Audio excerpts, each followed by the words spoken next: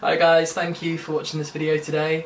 I'm going to be talking about something that I've only recently started talking about, but it's something that has affected me for a very long time, as far as I can remember. And I think just during this whole pandemic and coronavirus and things being so triggering right now for people who suffer from health anxiety, that it's the perfect time for me to write about. So I wrote an article, a piece, I don't know what you call it, online, just basically talking about my experiences. I'll pop the link for it below if you want to read that first. And the response has just been amazing. I've had so many people who've gone through so many similar things, and it really registered with me that health anxiety is something very real, and I think sometimes it can feel like something, I think the word hypochondriac makes you feel like you're over-exaggerating a little bit, but the feelings when you're going through what I call a phase or going through like something that's triggered you are real and really do affect your life and have affected me before, and clearly from the response to the article that I wrote, there has been so many people who've been affected by similar things. So I thought this is a really good opportunity for me to start talking about this more, and so that's why I'm doing this. I want to do a few other videos as well, just because I think it's I've really delved into it in my thoughts recently and over the past year through a lot of different experiences, and I think it's really made me think about things that have helped, things that have triggered things that the way I look at it, and I think just talking about it, thinking about it, has really, really helped, because I think sometimes I've gone through I call it a phase, and then I've gone, I'm fine, like there's nothing to worry about, and then it's happened again and it's affected me again because I've gone, I'm just being stupid, I'm overreacting, and then as soon as the phase has gone, like by a number of reasons, like I will have a diagnosis, or I will have some, a doctor tell me I'm okay, even though sometimes that's not enough, or I'll have just a realisation myself that this is silly, or a lump will go or something, and sometimes I go, okay, I've just been silly, that's gone now, I'm fine. But then I think that's the problem. I think if it's a recurring thing for you, I don't want to talk about just my experience with health anxiety, I want to talk about things that are different, because I've realised that health anxiety is different for every person, because nobody's going to experience the same anxiety. Everyone's going to feel things differently, everyone's going to have a different life experience that's going to contribute to a different experience. But I'm going to talk about my experiences with health anxiety, and maybe something will register with you. Hopefully you'll be able to relate with something, and hopefully something I say might help or not. But hopefully, I'll have something that I don't think there's like a quick fix, but there's just something that I might say might click or might help, or just sometimes knowing that someone else is going through something else. I thought for this video I'm just going to talk through the article, but I think something that I do mention quite a lot is a big light bulb moment for me was just recognising that when I'm going through one of these phases of worrying about health or worrying about something, just recognising that the experience is an anxiety and it's not real. And I think just having that moment of going, I'm having a health anxiety moment right now, sometimes not always, just immediately diffuses the panic and the extremity of, something's wrong health-wise. Yeah, I just wanted to make this video just quickly to talk through the article that I wrote, because I think I've had a lot of response from it, of people saying similar things, and it's been really nice actually to have that conversation. And since obviously I've had a few nights where I've been worried about something, and I think things are very health triggered at the moment because we're in the middle of a health pandemic, which isn't great for people who have health anxiety, because sometimes I will watch something on the TV, or it'll be like in a film, and that will trigger me. But at the moment, every single day there is something on the news, something on TV and film. But as I said, everyone's is different, but for me, my health anxiety has always come from, not from catching a cold, not from getting a virus. It's always been from something that's life-threatening and something that, incurable. And I think you know, something the uncontrollableness of that has always freaked me out. And I think maybe being a little bit of a control freak, just realising that something is out of my control is really scary. So for me, it's always come in different phases. So I think I remember like years ago, when I was a teenager, the first memory I have of having like some sort of health anxiety, I had like headaches for a bit. I remember this when I was in high school, and I don't know, I kept like panicking all the time, and I had like a headache, but it was like a constant headache. So then I think I was Googling, and I think at the time there was something on like, I think it was like Waterloo Road, of one of the characters had like a brain tumour. And then I immediately connected those two things together. I was like 15 at the time, so it's quite a scary thing to think about for a 15-year-old, I think. And this wasn't just something that happened over a week, it was probably like a lot of my, I say year 9, I don't know what year it was, maybe it was year 11, I don't know. It was like when I was doing my GCSEs. So for a big portion of that, I was completely distracted because, as horrible as it sounds, I thought, what on earth am I doing? Because I should be living my best life if I've got this incurable thing. It sounds really awful, but that's what my thoughts were.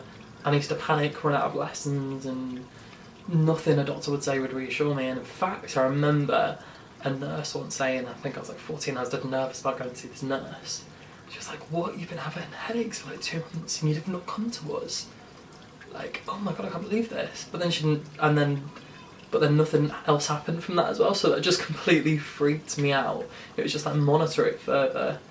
And I think that has been something that has triggered me a lot. Like, I think not feeling like I'm getting help.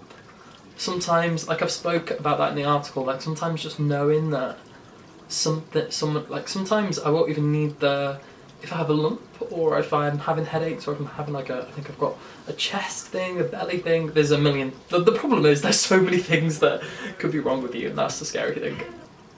And just sometimes having that reassurance that it's being dealt with just immediately deflates the anxiety. I don't know what that is. Maybe it's like I need help, no one's listening, and I don't know, like just knowing that it's being dealt with, it's going to be okay, or there's going to be a result, or something's going to happen, just diffuses that for me, instead of feeling that powerless feeling of, you know, no one's, like, this big thing's happening to me and no one is helping. And I think that immediately sparks some panic. And so that one basically got resolved by a GP who went, yeah, you're wetting your hair and walking outside. And I used to do that when I was like 15. I used to wet my hair, not dry like at all, like it'd be wringing wet, not even a towel dry. And like, I thought it was like a cool look. I don't know what I was thinking. And that turned out to be the reason for the headaches, and I wasn't drinking a lot. So immediately that got diffused, but you can imagine that's the first one I remember, but that's like a big thing for like some 15 years old, like doing their GCSEs, and it wasn't really recognised that I was experiencing like health anxiety, even though I went to the doctors so many times. And I think this is like a tricky thing as well, because something could always be something, and that in itself always gives me a bit of anxiety, like there's always gonna be something. So then can I ever stop feeling health anxiety, because I'm always gonna feel like there is something else, like a lump will go and there's another lump. There's always going to be that. And that's hard, I think, to deal with. So I don't have an answer to how to diffuse that constant worry. But I guess some of my friends have not been to the doctors in years. Clearly some people are on the other extreme, and we're here. So I think a healthy, you know, if something feels like it needs to be checking, but it's quite hard when you have health anxiety to gauge what that feeling is. I'm going off topic, but anyway, yeah, talking a bit more about some different experiences that I had. So mainly it's always been then through my 20s, like I'd hear about a disease that I didn't know existed, and then I'd connect that with maybe a symptom that I had, or I'd fit the age bracket, sometimes completely irrationally, like it would be something that is not destined for me at all. It's for like, you know, 60 plus women, and there'd be like a 1% chance it could be for a 20-year-old guy, and I'd be like, that's me. Yeah, I do talk about how my health anxiety's been worse at night as well. So I feel like for me there's mini phases and there's like big phases. And a mini phase is basically a panic attack where it's not nice. You think you're dying. Like, that's what happens to me. And it always happens at night. It's never happened in the day for me. It's when it's at night and I feel like there's nowhere to go. I feel like I'm being stupid, so I think for a long time I didn't message anybody and I just kept that to myself. But now I've got a bit more of a support network, so I can unfold those irrational thoughts as much as I unfold them, and whoever I'm unfolding them to is a bit like, oh, this is quite extreme. I think that's something that really doesn't have for anybody, you know, seeking out reassurance a lot, because you just go down a hole. And I think the best friends, well, not my best friends, but the people who in my life who know how to deal with it the best, just get rid of the internet. We're not talking about it. We're going to do something else. See if you still feel the same tomorrow. If so, you can go to the doctors. That's like, I know this rational thought in my head, but in the moment I'm like, oh, like I've just discovered something that could be wrong and it could be terrible. Yeah, so it just spirals out of control, and there's nights where you get on Google and suddenly you're like, have I got this? Have I got that? And yeah, the thoughts spiral, which isn't the best. So yeah, I think my advice to you is, I've noticed that, and that's, I think if you're having like a lot of them, try and notice the patterns. And that's been a pattern for me. Like, it's been at night time before I'm going to bed, and I'll get on the phone, get on the Google. Google's not your friend. Google is not your friend, and yeah, that's not fun. So yeah, so I'll do that quite a lot. That's a shorter phase. Obviously, if it's a longer phase, they're the worst ones, and they're not nice. I'm not gonna lie. If you have this is how I see it in my head. It's like these short phases. I'll wake up and the fear's gone because I'm being irrational, and then I'm fine. Or it'll be a couple of days, and then it'll pass. Like, for example, you know, I worried that I think there was a time I thought I had sepsis, and I was like, oh, there's like a few days window. Or like poison. I used to fear that I got poisoned all the time, and then I'd be like looking out for things, or bang my head, and I think there's like a 48-hour window. They're the short phases, and then obviously by the end of the window, I'm like, I'm alive, hallelujah, I'm fine. But yeah, they're the short phases, still not nice, and they're very panic-inducing. Whereas I think the long phases are less panicky and a bit more of a grey cloud. I think I described them in the article. It's a bit more of like, you'll have like a month of, sometimes they've been longer for me. Yeah, sometimes they've been a lot longer, where I think that I have something and I'll have repeated appointments. It'll go on for a while. I'll know a lot about what that is. I'll really monitor my symptoms. I'll really push for, you know, the GP to help. It'll be on my mind all the time, and it's feels less panicky, and it feels a bit more like it's a grey cloud. I can't think of anything else. I remember I'll be jumping ahead to the outcome. So I'll be jumping ahead to really dark thoughts of if I have this thing, and you know, what would I tell people, and how would, you know, I actually have got a lot better with these long phases, and how I did that was through CBT. I think that was a big help for me. So I went to an organisation for young people in Manchester called 42nd Street, but I'm sure there's so many other ways and outlets to get some sort of help or some sort of aid. I didn't really know that CBT was something that is a health anxiety thing. Honestly, I didn't know where to go, if I'm honest, and the wait list even for that was 6 months, because I feel like, again, there's like a thing that, is it really a real anxiety? And yeah, I feel like that's an issue, because it is, and clearly it does affect a lot of people. But yeah, so I did CBT, and that really delved into thinking about how do these thoughts come, where have they come from? Like, obviously, you know, have people I've been surrounded with in my life been very health conscious, which they have, and you know, as a young child, maybe that reflects on you, and have like other effect, and have like, you know, where do the thoughts come from? How do I process them? What am I doing? you know, recognising it's health anxiety, recognising it's at night, recognising the phases, just putting everything into perspective, which I think I already did a little bit, but just not in this detail, and just really talking about it for the first time ever and not feeling silly really helps. So I'd really recommend just talking about it, and if you're really experiencing it and it's affecting your life, seeking help, definitely.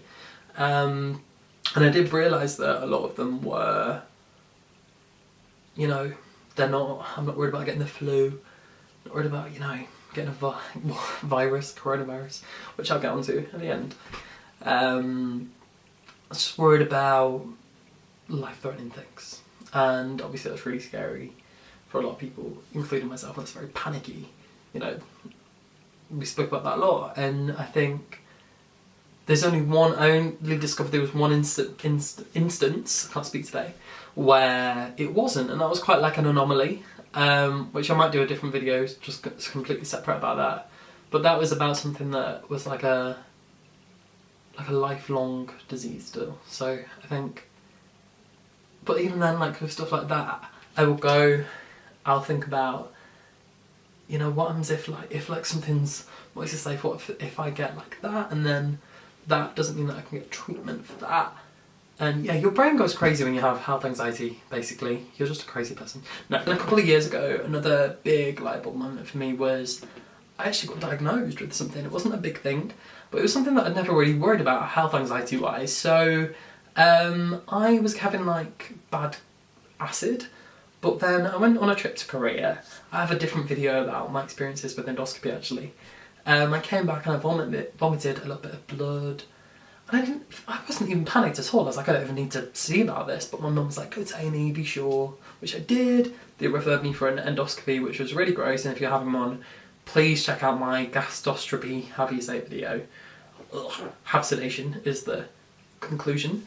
I found out I had like a little hernia in my belly, which has caused like GERD, which I've had since a young age. Not a big deal, I can take tablets and I can have like a little thing to sort it out. And you know, obviously I was having this gastroscopy and I was like, oh no, like, is sedation, you know, could there be a complication with the sedation? All of that health anxiety that comes with having any sort of procedure. And then I think it was realising that I had that, I hadn't worried about that, and I'm okay, and it's not going to affect my life. And there's tablets and it's being dealt with. And I think that was a big light bulb moment for me. And apparently this is something that I've probably had for a long time, like since I was younger. Something that stood out to me was something that a friend said to me. And she said that maybe my whole life I'd been vesseling this fear that I had, like finding something wrong, when really I was looking in the wrong place and I just needed to have that one thing. Maybe my body was just subconsciously saying something wrong, because I feel like your energies from your body do tell you things like that. And ever since that, you know, I still get my health anxiety, but it's not been to that extreme level of them phases anymore. So yeah, that's been a big help. And then obviously right now there's a lot going on with coronavirus, and that's caused a lot of anxiety, you know. I think people with health anxiety have taken it very seriously, praying for some sort of vaccine. They've been the mask wearers. For me, like, I wasn't too worried about it for a while.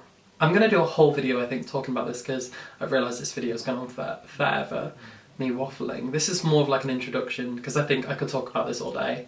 But with the COVID-19, the coronavirus,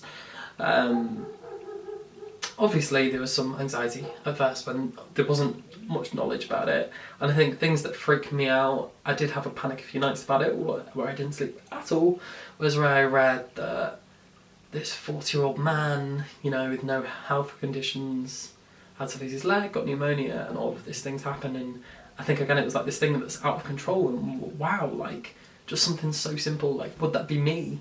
Even though I'm in my 20s and not 40s, but still, like, could I be the anomaly? And would I get it seriously? I've got a little bit of asthma, and how would that affect it? And how safe have I been? Did I go a bit too close to someone the other day in the shop? And I think all of them thoughts that come with that. And I think earlier in lockdown were very strong. And I think I remember Boris Johnson saying, you will lose some of your loved ones before their time. And that was such a scary thing, and I think obviously I was thinking mainly about my family, my friends, my parents, more than myself, but I think just experiencing health anxiety with having health in front of our faces every day is bound to spark some sort of anxiety for anybody that experiences health anxiety. It's natural. But yeah, this video has been very long-winded, but please subscribe, because I'm going to do much more videos chatting about this, because I've enjoyed this actually. Just talking about it more has really helped me, so hopefully you're going to get something from watching. Please read the little article I wrote, because I think I articulate it a lot better than I've done here, but I'm looking forward to like delving in a bit more, having some conversations about it. Yeah, thanks for watching. Please subscribe. Thank you.